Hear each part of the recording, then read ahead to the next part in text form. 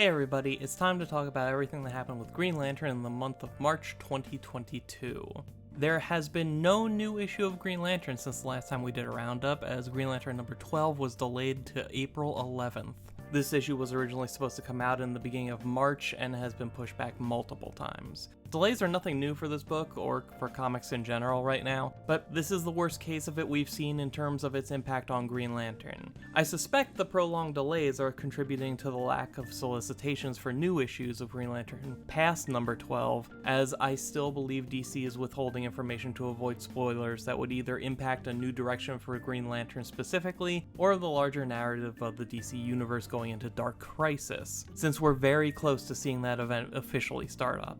I could be wrong about that, but either way we should know in a couple weeks, unless the issue gets pushed back again.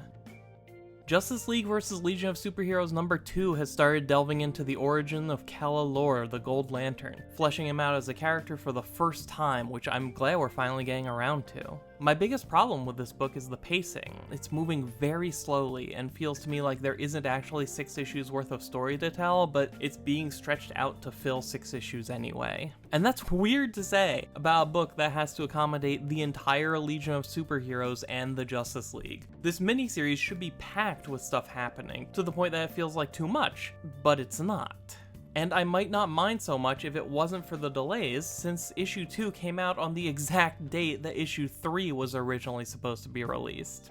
I care a lot about learning everything I possibly can about the concept of the Gold Lantern, but this whole thing is making me impatient. I wish we could just get to it already. Maybe ship 2 issues per month. Not that it'd fix anything if the problem is somewhere in the supply chain. Still, it makes me wish I waited for the trade on this one. And if you're wondering, yes, I will be doing a dedicated video on everything new we learn about the Gold Lantern in this miniseries. I just have to wait for the book to tell us enough new stuff about the Gold Lantern first. Most of the Green Lantern fans I know got angry this month when the Human Target number 6 came out and gave us the sudden, brutal death of Guy Gardner.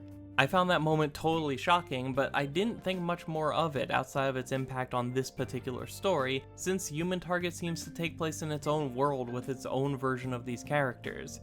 Which is why I was very surprised to find a Newsarama interview with writer Tom King where he talked about this moment having big effects on a ton of stuff in the DCU, meaning that I might have been wrong about my read of this story and its relationship to both continuity and the version of Guy Gardner we've been following for years. And I hope that's not the case, because Tom King's approach to not only Guy, but the entire Justice League International makes the most sense if the JLI was the high point of their careers and they've all just sort of drifted since then, settling into smaller, quieter lives, which, to be fair, you could say about some of them. But Guy Gardner specifically has gone through so much with the Green Lantern Corps that even if you did choose to ignore all of the character development he's undergone since his days in the Justice League, the things he's gone through with the Green Lantern Corps could not produce this version of Guy Gardner. Which might actually be fine, because even if the events of this book do have an impact on the larger DC universe, that doesn't have to mean that Human Target takes place on the main DC Earth, or is about the version of Guy and the JLI we're used to. When this is all over, we could find out that the story takes place on Earth 112 or something. Either way, we're going to have to wait a while because now that issue 6 has come out, Human Target is officially on hiatus until September, so that artist Greg Smallwood can finish the art without compromising the quality. And on a similar note, we got to see the fate of Hal Jordan in DC vs. Vampires number 6, and it was actually a really nice moment. This book continues to be a lot of fun. It's half over, the big bad just revealed themselves and made their move. Now would be an excellent time to jump in and catch up. I have a feeling I'm going to have a lot to say about this series once it ends, as long as the second half lives up to the first. According to Entertainment Weekly, actor Tim Gabriel will play Todd Rice, aka Obsidian, in Stargirl Season 3, which has already finished shooting. Season 2 of Stargirl got my hopes up super high with Jade's debut in the first 2 episodes, and let me down pretty hard when she had nothing to do with the story until coming back in the very end of the season. But if there's one saving grace, it's that most of Jenny Lin's screen time in Season 2 was blatantly setting up plot lines for Season 3, so maybe that's where I'll find the focus on the characters I tuned in for in the first place. Either way, I'm looking forward to seeing what Tim Gabriel can do, and I can't wait to see his Todd play off of Issa Penareo's Jenny Lin. In what is apparently going to be an annual event, DC has started up its second round-robin bracket, where fans can use social media to vote on potential projects, with the sole winner getting turned into a 6-issue miniseries by the end of the year. Last year's round-robin rubbed a lot of people the wrong way, both in terms of how the voting was handled and the choices to pit obscure niche characters against the most popular franchises in all of mainstream comics. And while I still believe we'll eventually get to see that Kyle Rayner book that made it all the way to the Final Four, since that's the only thing that makes any sense considering the groundswell of support for some of the books that lost, DC has still done nothing to suggest that they'll be publishing anything but the one title that wins first place. And I have to admit that a lot of my optimism surrounding the first round robin came from the belief that this whole thing is nothing but a marketing strategy to gauge customer interest before committing to any of these projects, and that anything that gets enough support will get made anyway, regardless of the ultimate results of the bracket. But it's been a year and nothing's happened, other than that Robin's book getting its first place miniseries and the JLQ showing up a couple times. So this time around, I'm having a hard time mustering any enthusiasm at all, which sucks because this time there are 3 Lantern books in there. Green Lantern: The Birth of Conspiracy is a story set in the 1940s all about Roswell and Men in Black.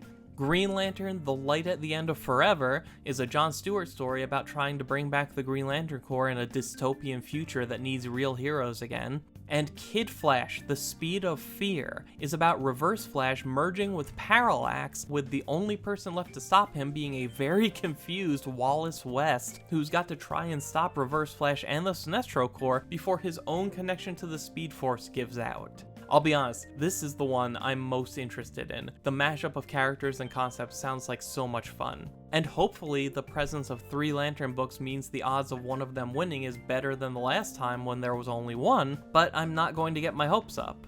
I'm also not going to be covering this anywhere near as closely as I did last year. I'll update you on how far each book gets every time they start a new round, but overall, DC has a lot of work to do to prove that this is all going to be worth something to the fans of the books that lose. And if they do, I'll give them credit for it. But until then, I'll be trying to take my mind off of the fact that this whole bracket feels like us getting the privilege of deciding what interesting books don't get made.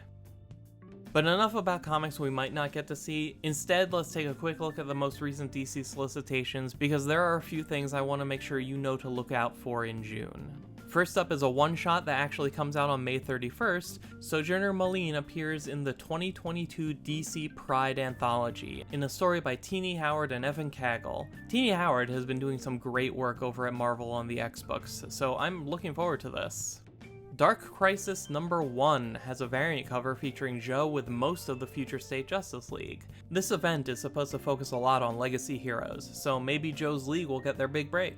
There have been various Green Lanterns all over the covers and preview pages associated with this event, so I'm going to expect some good things until they prove me wrong.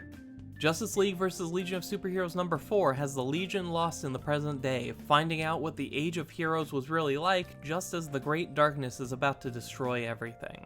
I'm not sure how this story is supposed to interact with Dark Crisis, since even without delays, I don't think it would have been done before Dark Crisis number 1 came out. Either way, you know how I feel about this book already.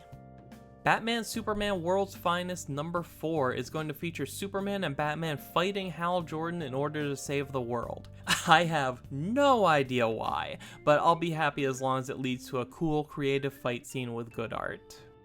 The one that really interests me here is Swamp Thing number 14, in which the Green, which is basically the living will of all plant life, decides that humanity has gone too far, so it summons deadly alien plants to Earth to wipe the slate clean, and Swamp Thing has to call Green Lantern for backup. The solicit doesn't say who the Green Lantern is, it just shows the symbol of the Green Lantern Corps. I hope it's Medfill, since not only is he an alien plant person, but he already has history with Swamp Thing, and this would be the perfect time to use him. And lastly, we're getting a Funko Pop of Dinah Lance the Green Canary, recreating the cover of DCeased Dead Planet number 4. I think it looks pretty good, and I especially like the use of the base to give her a unique pose. Hopefully they'll start making direct homages to specific covers more often. So that's the Green Lantern Roundup for March 2022. If you have something to say about any of these topics, or if there's anything you think I missed, let's keep the conversation going in the comment section down below. You can usually find me reacting to these developments in the real time on Twitter, and I'll be back doing another one of these videos a month from now. So subscribe and be sure to hit the bell to make sure you're notified when that video drops. Until then, thank you for taking the time to watch. My name is Dan, we'll talk again soon.